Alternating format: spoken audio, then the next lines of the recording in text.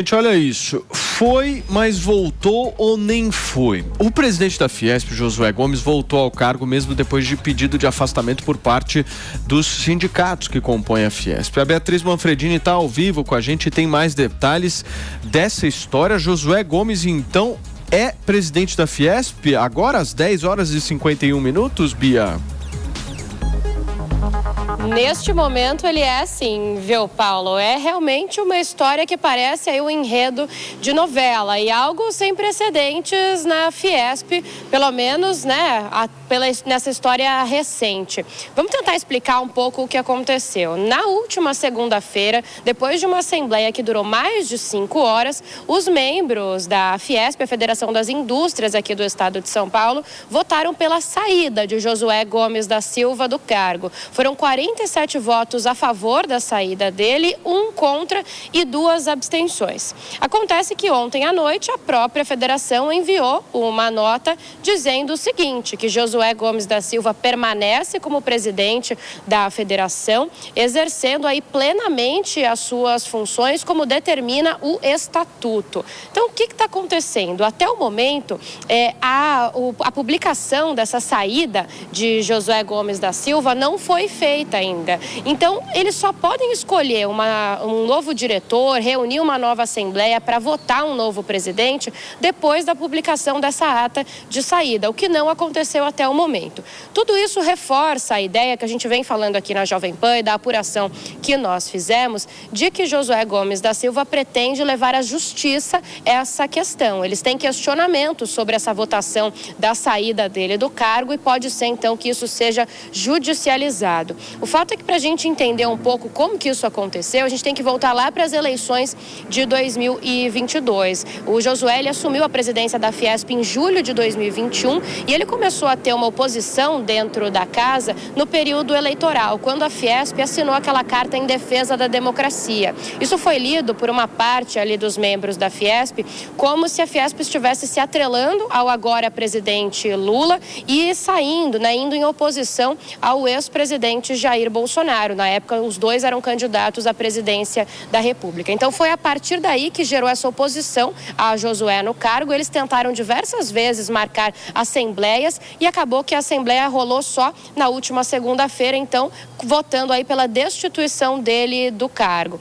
O fato é que Josué vem tentando demonstrar força no cargo. Na própria segunda-feira, ele teve um almoço com o vice-presidente da República, Geraldo Alckmin, também com o ex-presidente Michel Temer. E hoje, inclusive, ele está com Lula, lá em Brasília, no Palácio do Planalto, participando de uma reunião sobre as Forças Armadas, também com o ministro da Defesa, José Múcio. O mote, né, dessa reunião, que eles vão conversar, é sobre a modernização das Forças Armadas. Mas acontece que parece que Lula já tinha entrado em contato com Josué Gomes da Silva antes, falado aí sobre essa saída do cargo. Então, esse pode ser um assunto em questão, lembrando que Josué é filho de José Alencar, que foi vice-presidente de Lula nos 2 primeiros mandatos. Paulo.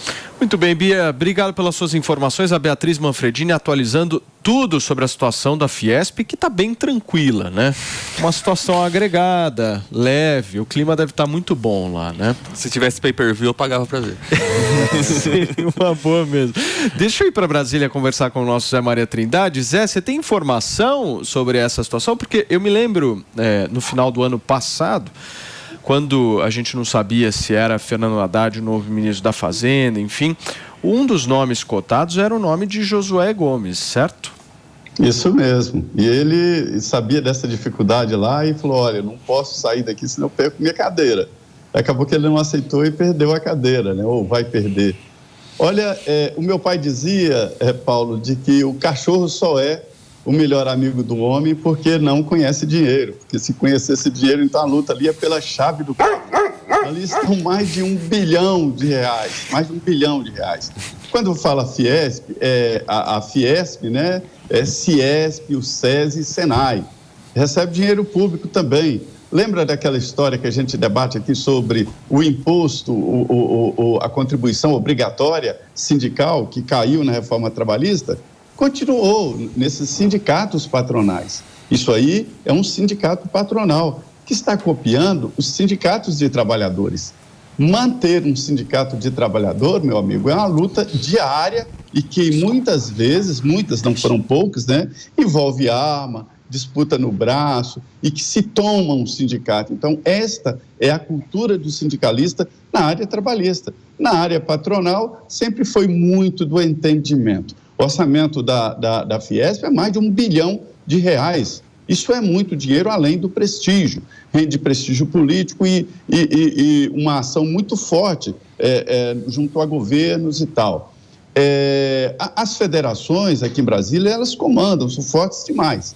A CNI, Confederação Nacional da Indústria, é a confederação das federações, no caso de São Paulo. Só que a CNI sempre foi tradicionalmente dominada pelo Nordeste, assim como a FIFA, né, que é dominada pelas regionais. O Nordeste domina a CNI, a Confederação Nacional da Indústria, porque o voto da Fiesp é igual ao voto do Ceará, do Acre, do Amapá, né? Então, isso desequilibra. E isso faz com que a Fiesp seja mais forte politicamente, porque é o centro industrial do país, do que a própria CNI. Politicamente, o presidente da Fiesp fala muito mais em nome do empresariado do que o presidente da CNI. Ninguém nem sabe direito quem é presidente da CNI na história recente, né?